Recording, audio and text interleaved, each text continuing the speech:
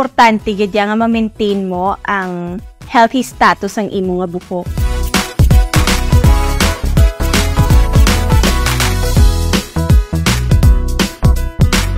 Ay apaw, sang una sang training pa lang ako to be a beauty queen.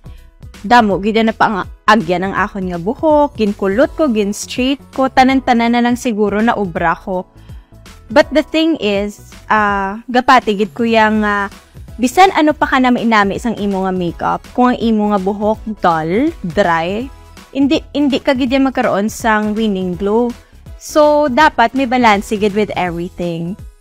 And importante gid nga ma-maintain mo ang healthy status ang imo nga buhok. Kay pag nami gid ang imo nga buhok, it's gonna give you the confidence throughout the night.